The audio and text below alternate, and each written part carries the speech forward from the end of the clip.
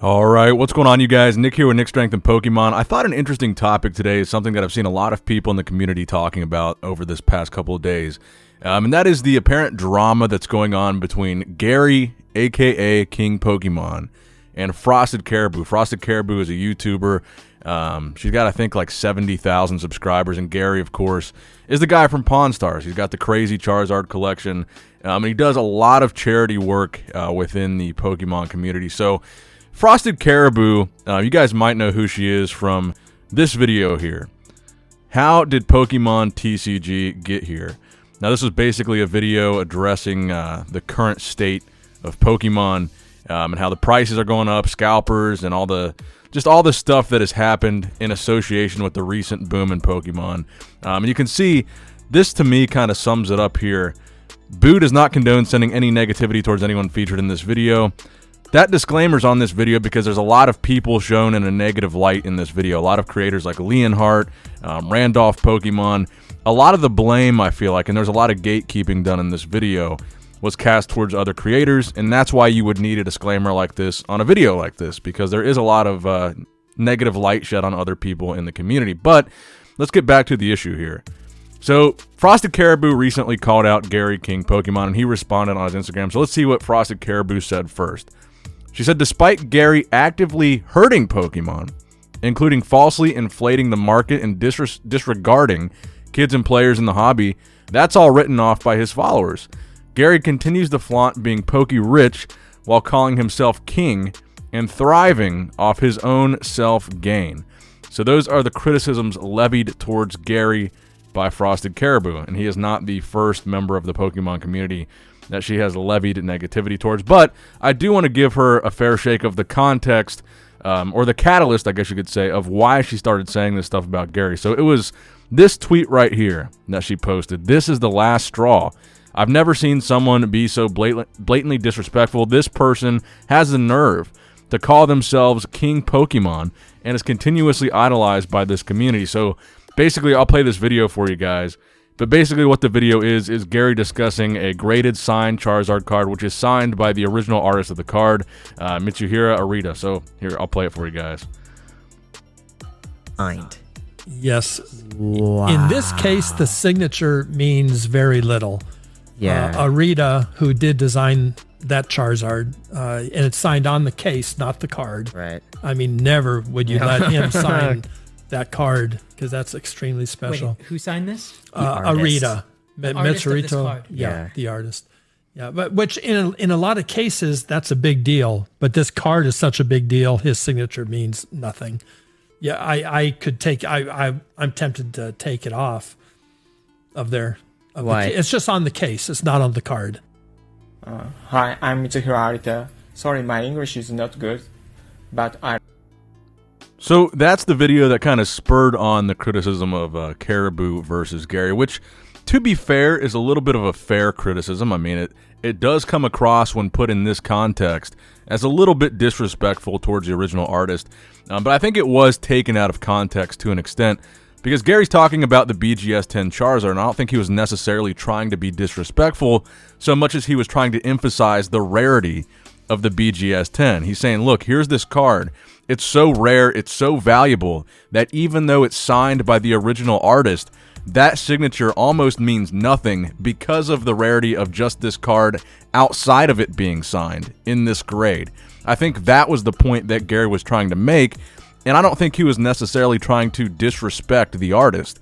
So I think this was a little bit, like I said, I do think it was taken out of context. Now, it's kind of funny to me that this level of drama exists in the Pokemon community. I mean, one of the reasons why I started a Pokemon channel, if you guys don't know, I've got a bodybuilding channel with over 1 million subscribers. One reason why I thought Pokemon would be a fun YouTube channel to start is I thought to myself, what drama could there possibly be in a community where everybody, their common interest is Pokemon cards, a nostalgic toy, basically, from when we were kids? What drama could there possibly be? So when I see drama like this pop up, I'm like, man, it's almost kind of funny to me that this even exists.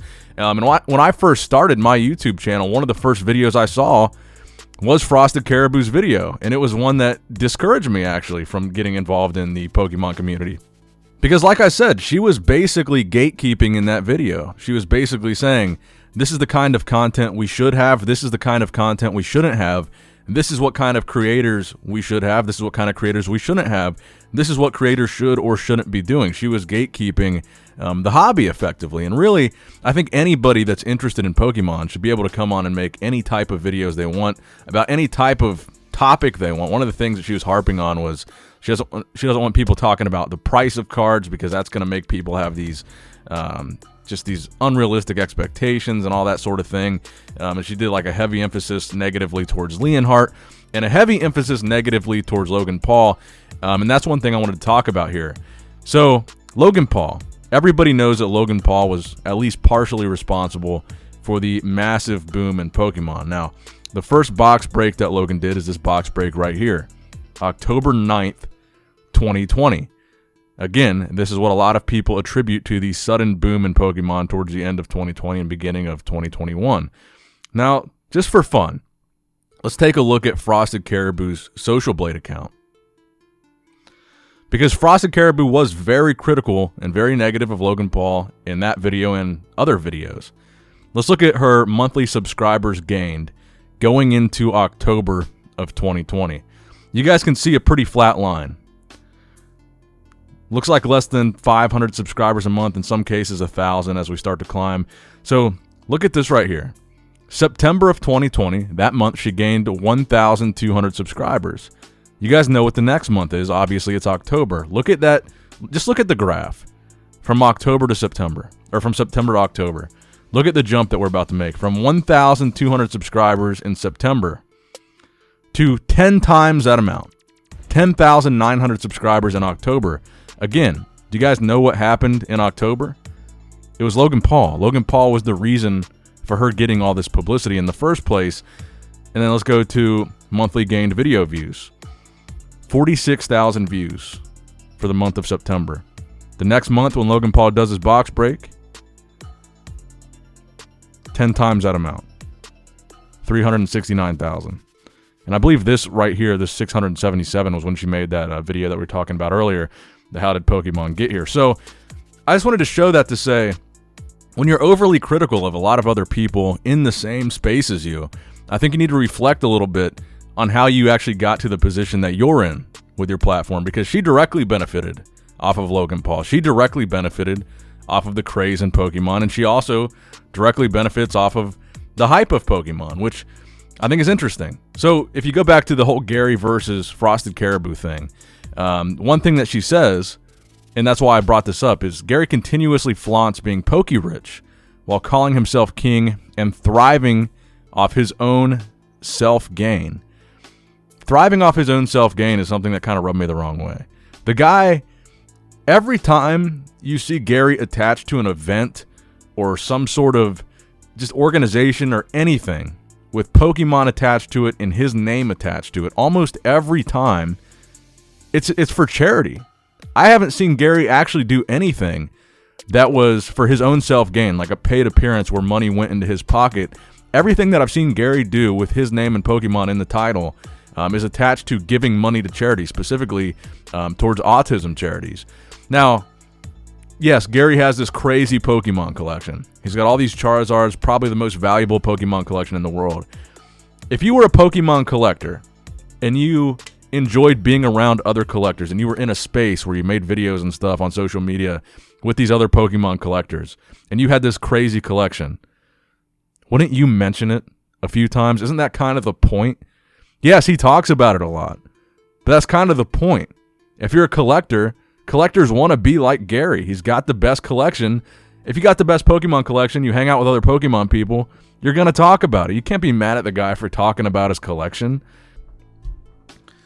Let me know what you guys think about that in the comment section below. Do you guys agree or disagree? Do you think Gary flaunts his collection too much, flaunts his wealth too much, or do you think he does a pretty good job? I mean, that's kind of his gig. That's kind of his shtick. He's Gary. He's King Pokemon. He's got this crazy Pokemon collection. That's his whole thing. I don't see any issue with him kind of showing it off a little bit. So let me read Gary's response here, and we'll kind of wrap it up after that because I'm sure this video is getting kind of long. He says, let's put a pause on this while we have some barbecue. If you're in a generous mood, visit the Steve Aoki Foundation, spread a little love. So right off the bat, he plugs a charity with this drama, which is kind of proving what I said there. Since there's been several messages about the Arita comment, the comment was taken out of context, which is a trend these days. I was only referring to that one card. I have a dozen Arita autos with 5 or 6, including great sketches, which I love. Little lesson today. According to the text, I inflated the market, though I've only sold 3 cards out of my entire collection in 5 years. I've bought hundreds, though. I guess by making the hobby more popular, that equates to inflating the market, lol. This girl, for some reason, is being very petty and nasty on social media, but this isn't about her. We weren't all brought up the same. We don't know what trials these haters went through as kids. Best let them work their own hate out. I'd rather this be about us. What can we do to shed light on others? How can we lift them up? 99% of the community is positive, charitable, and loving. Don't let the 1% affect you, as Real Breaking Nate would say. You're positive vibes. You're the best, and we're grateful to have you in our lives. So look, at the end of the day, I think Gary's a super positive guy. He does a lot of great stuff. Has he made maybe some comments in the past that could be taken in a negative light? Yes. But overall, I think he's good for the hobby. Now, I know that Frosted Caribou has gotten a lot of backlash for some of these videos that she's done and these comments that she made about Gary. And a lot of times people turn it and say, oh, it's just because she's a girl. It's because there's this misogynistic culture in this community. I think that is probably part of it. But I don't think that's the entire reason why she's getting the backlash that she's got. You can't throw stones from a glass house. I don't think she's in the position to call all these people out and make all these comments about other creators, and then when people turn it around on her, she acts all offended. I think she's inviting it. She took these shots at Gary when he hadn't taken any shots at her. She took those shots at Leonhardt. She took those shots at Logan Paul. She took those shots at Randolph Pokemon. People that had never taken shots at her, but then when it gets turned around back on her, it's like, oh, they're just misogynist, it's because I'm a girl, whatever. I think what she doesn't realize is she's inviting a lot of that negativity, and if you can't take what you dish out, then just don't dish it out. She called out Gary. You can't call someone out and expect them not to respond. I mean, that's not how it works. So let me know what you guys think in the comment section down below. Who are you siding with on this one? Gary Keem Pokemon, Frosted Caribou, why or why not? A lot of people ask me my opinion on this one, and on this one, I got to side with Gary. I can see both sides to an extent, but on this side, I think it was a little bit of out of context and just unnecessary negativity, to be honest. So let me know what you guys think in the comment section down below. Please give this video a thumbs up if you enjoyed it. Subscribe to the channel if you have not subscribed yet already. As always, I love you guys. I appreciate you guys. Nick Strength and Pokemon, signing out.